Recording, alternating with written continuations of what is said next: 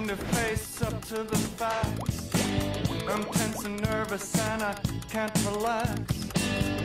Hot chips, chocolate, ice cream. A recent survey found that more than 40% of people report overeating or consuming junk food when they're stressed. Today on Psychology Of, we're looking at why, when we're under pressure, we can't help but feed our faces, plus the simple strategies to build healthier habits for times of turmoil.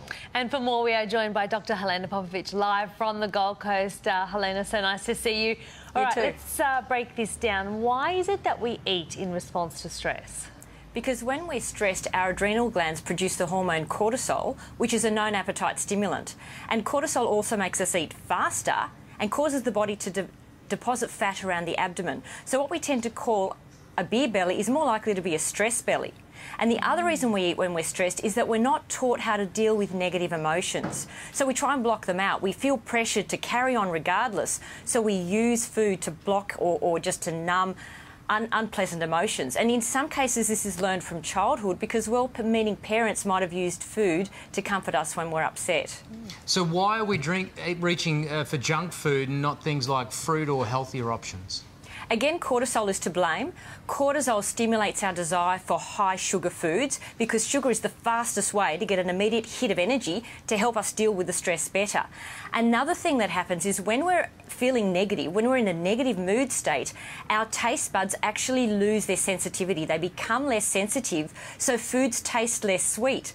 And experiments with soccer fans in the UK found that if your team loses, dessert tastes less sweet than if your team wins. Wow. So when we're unhappy, we need something super sweet to get that same experience of sweetness from the usual food. So we reach for the chocolate caramel mud cake rather than the apple because the apple tastes sour.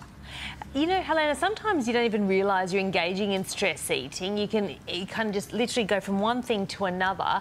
So how could you learn to recognise if that is what you're doing? Learn to sort of spot it? Well, firstly, just before you reach for food, pause and ask yourself, am I really hungry? Or do I just want to change how I'm feeling? And then pause and become aware of any emotions. The other thing to notice is, do you eat in response to specific triggers or situations? For instance, whenever you've got a looming deadline, or after an argument, or even in anticipation of having to deal with something difficult or unpleasant.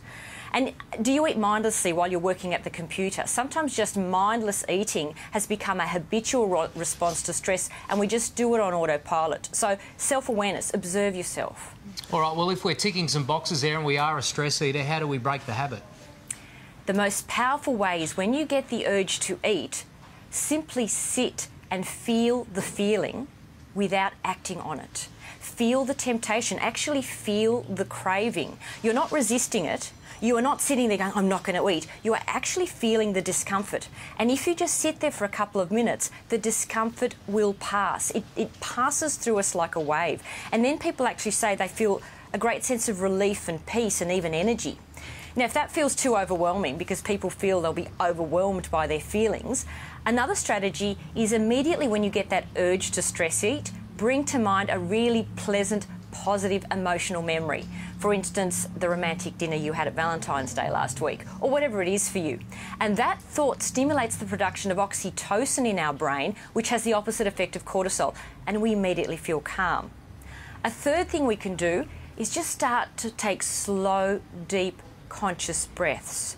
We underestimate the power of slow conscious breathing. It relaxes our muscles, it slows down our heart rate, it lowers blood pressure, and it also dampens down activity in the amygdala, which is the part of the brain that is activated in stress. And a final really lovely thing to do is when you get that urge to stress eat, use it as a trigger to write down all the things that you're grateful for. Because gratitude changes our brain chemistry and gives us a hit of feel-good chemicals. What great advice. Helena, thank you so much. Much appreciated. My pleasure. Stay with us.